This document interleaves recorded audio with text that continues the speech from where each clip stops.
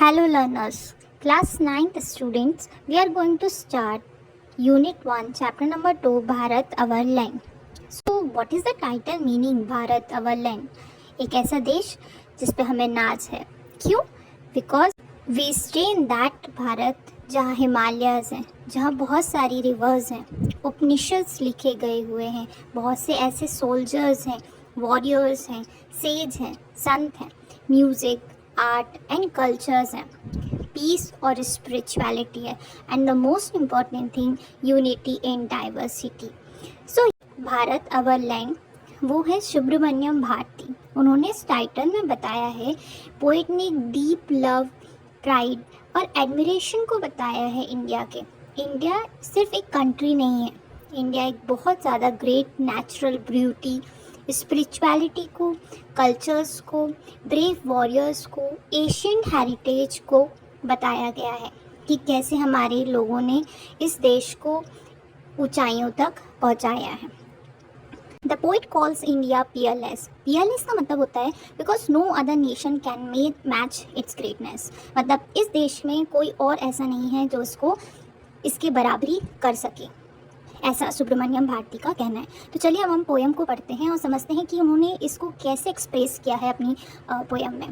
Bharat our land from the poem by Subramaniam Bharati. The mighty Himwant is ours, there is no equal anywhere on earth. The generous Ganga is ours, which other river can match her grace.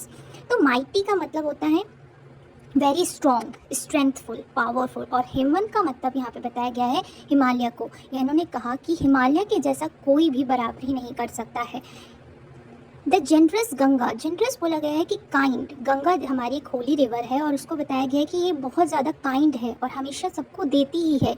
उसकी beauty, उसका grace, उसकी एलिगेंसी, उसका काम, वो जहाँ पे भी जाती है लोगों को कहीं ना कहीं कुछ ना कुछ प्रोवाइड करती है.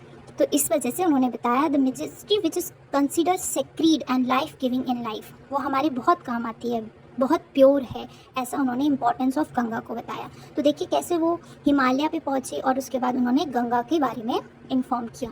The sacred Upanishads are ours which scriptures else do the name with them.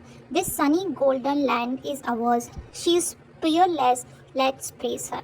तो पोइट यहाँ प्राउडली कहते हैं कि हमारी जो होली उपनिषद है, उपनिषद मतलब जो कि एशियन टाइम पे स्पिरिचुअल स्क्रिप्चर्स लिखे जाते थे उनको कहा जाता है. तो कितनी विजडम और नॉलेज की बात उन्होंने कही कि हमारे पुराने लोगों ने ग्रंथ लिखे हैं, उपनिषद लिखे हैं, उन्होंने रिलीजियस के बारे में बताया गया है और वो बहुत ग्रेट है, वो हमेशा हमें इंस्पायर करते हैं. यहाँ पे पोइट ने डिस्क्राइब किया कि India as a bright, prosperous और ब्यूटीफुल है, रिच है, ग्लोरी है और इसे कोई भी मैच नहीं कर सकता है. पियरलेस मीन्स होता है no one can match it. And वो प्रेस करते हुए बोलते हैं कि मैं अपनी मदरलैंड को बहुत प्राइड करता हूँ, बहुत प्राउड फील करता हूँ और मैं उन्हें ऑनर देता हूँ. Gallant warriors have lived here, many a sages has sanctified this land. The divinest music has been heard here and here all auspicious things are. तो पोइट यहाँ पे कहते हैं कि जो इंडिया का जो लैंड है वो बहुत सारी ब्रीव और हीरोइक वॉरियर से भरा पड़ा है. हमारे सोल्जर्स को यहाँ पे गैलेंट वॉरियर्स के नाम पे जाना गया है, जिन्होंने हर जगह से अपनी भारत माता को बचाने का काम किया है. साथ ही साथ उन्होंने सेज मतलब सन, जिन्होंने हमेशा से लोगों को बताया कि कैसे विजडम में रहना चाहिए, कैसे मेडिटेशन करना चाहिए, कैसे आपको स्पिरिचुअलिटी की तरफ जाना चाहिए और कैसे हमें विदाउट वॉयलेंस हमें सबको साथ में लेके चलना चाहिए. उन्होंने ये भी बताया कि जो पोइट कहते हैं कि यहाँ पे बर्थ प्लेस है, ये ब्यूटीफुल है, डाइविन म्यूज़िक है, यहाँ आर्ट है, डिफरेंट कल्चर्स हैं और हम बिलीव करते हैं कि everything is good, pure, sacred can be found in this land and making India blessed and glory. तो हमारे यहाँ के डिफरेंट कल्चर्स, म्यूजिक्स, आर्ट्स, इन सब के बारे में उन्होंने explain. Knowledge has taken a root and the Buddha peace his dharma here. Of hoary antiquity is Bharat, she is peerless, let's praise her. यहाँ पे इन्होंने दो बात कही. पहले उन्होंने बोला द पोइट प्रेज, ऐसी बर्थ प्लेस है जहाँ पे बहुत से विद्वान लोग, स्पिरिचुअल विजडम, ड्राइवन नॉलेज के लोग यहाँ रहते थे और वो अपनी नॉलेज को स्प्रेड करते थे. गौतम बुद्ध पढ़ाते थे कि कैसे हमें पीस रहना चाहिए, ट्रुथ रहना चाहिए, धर्म को फॉलो करना चाहिए और हम इसी तरीके से साथ मिलके रहेंगे.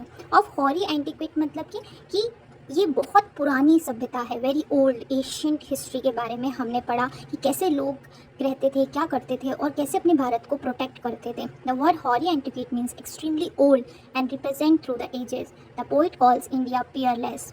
ऐसा कोई देश नहीं है, कोई देश इस देश से भारत जैसे को मैच नहीं कर सकता है।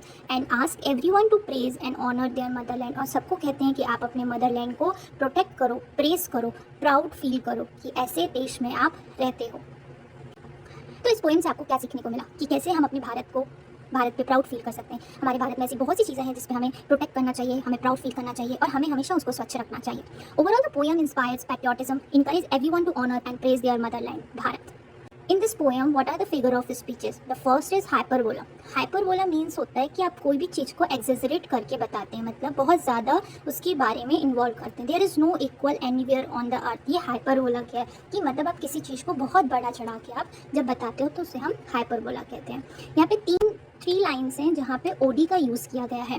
ओडी एक ऐसी चीज़ होती है, ऐसी पोयम होती है जिसको हम बहुत ज़्यादा प्रेज, एडमायरेशन के लिए यूज़ करते हैं, किसी भी पर्सन, किसी प्लेस, किसी ऑब्जेक्ट और किसी आइडिया के लिए। She peerless, let's praise her. The mighty heaven is ours, the generous Ganga is ours. तो आपने ऐसे वर्ड्स का यूज़ किया कि आप प्रेज कर रहे हो, एडमायर कर रहे हो कि ये एक ही चीज़ है।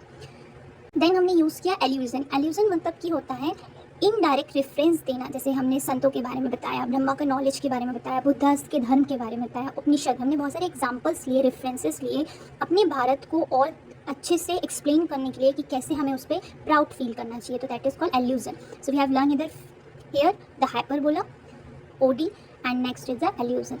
Here I have given you the complete exercise of this poem. You can read it and take a screenshot and learn of these things. So here you will get all the summaries of these poems. Read it, write it, make a proper notes. Thank you everyone. Like, share and subscribe.